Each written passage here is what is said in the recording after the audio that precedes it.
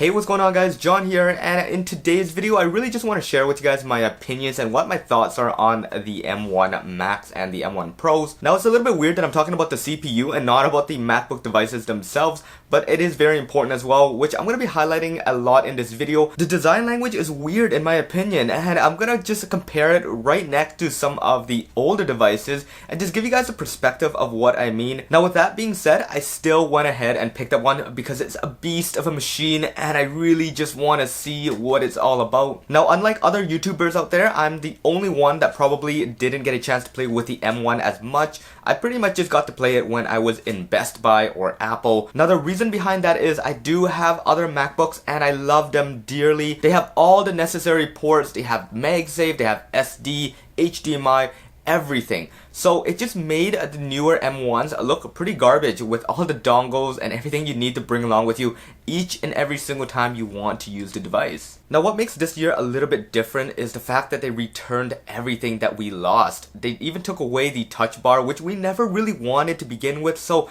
Apple's doing everything right this time around. We got our HDMI back, we got our SD card slot back, we got MagSafe back, and that is the most spectacular thing in the world. Alright, so let's talk about the design of the new MacBooks. It has a notch. Let's just get that out of the way. It is a weird looking notch. It's nothing like the iPhone whatsoever. It's just there for no reason. At least the iPhone has the dot projector, it has the illuminator, it has the Face ID unit, it has the camera. It has it all underneath this little black bar right here. So that just makes me wonder why Apple did not put that inside the new MacBooks.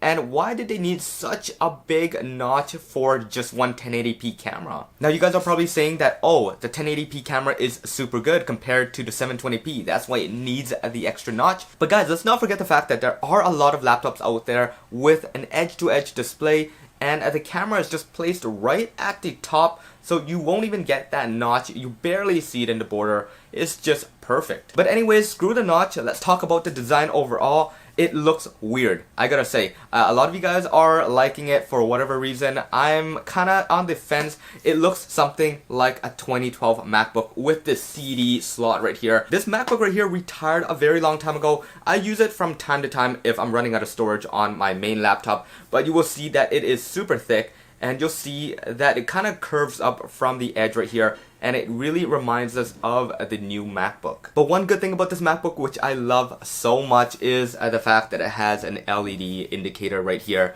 If you guys can remember, back in the days, Apple gave us indication of the battery, just tapping onto that icon.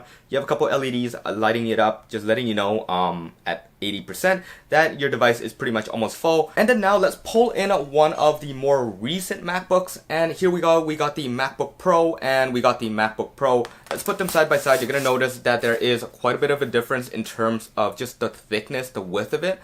Even the length and the height is a little bit smaller too. So honestly, I think this is one of the better designs right here. I love this MacBook and I kept it for the longest time. It looks really nice. The keyboard looks nice. Everything overall just feels nice and light. You do have all your ports on the sides. You don't really have USB Type-C, but big whoop, it's not a deal breaker. So now let's just pop the brand new MacBook up on the screen because I obviously don't have it here right now. It's coming on the 26th of October, which is next week.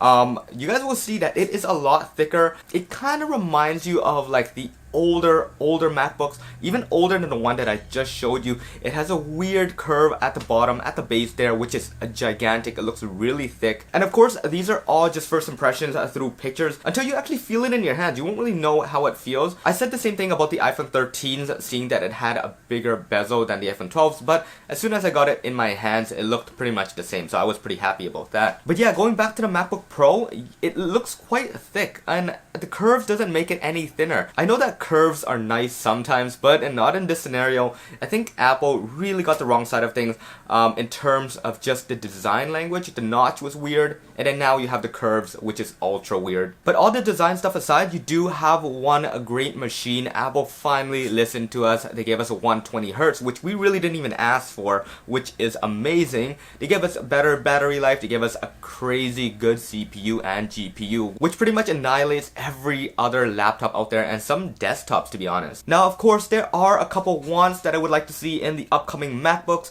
This is the inclusion of Face ID. You can leave Touch ID alone. That's nice. I use it from time to time, but I really just want to open my laptop and it recognizes me and lets me in. Now I know not a lot of us has mentioned this, but I also do want wireless charging built into the MacBook just so I can charge my phone while I'm working. That's something that is pretty cool if they can include a MagSafe in there as well. And then maybe just an updated keyboard. I know Apple really updated this year, but I'm not a really big fan of the all black keyboards. This just makes it feel a little bit cheap, and if you guys compare it side by side with one of the older MacBooks where it has aluminum just cutouts between each key, it looks so much better, a lot more premium than what we do see on the current MacBooks. So yeah guys, with all that being said, Apple has done a great job this year with these two devices. Now I know they're going to be moving over to the high-end desktop versions, and I can't wait. I really don't know what they're going to be doing. Maybe it's going to be like an 80 core processor with like 20 GPUs or something like that, but we'll leave it up to Apple. I think I'm really happy and I'm really excited to be getting this in about a week's time. I'm going to be doing an unboxing, I'm going to be doing a review, I'm going to be comparing with some of the older devices, especially the ones you guys just saw over there, and then we'll see what kind of scores, what kind of renders we get, how fast it is, the battery life, and so on and so forth. So if you guys enjoyed this video and you guys want to see more of the MacBook Pros and everything else, make sure you guys hit that subscribe button, that bell notification, and guys, this is John once again. Peace out.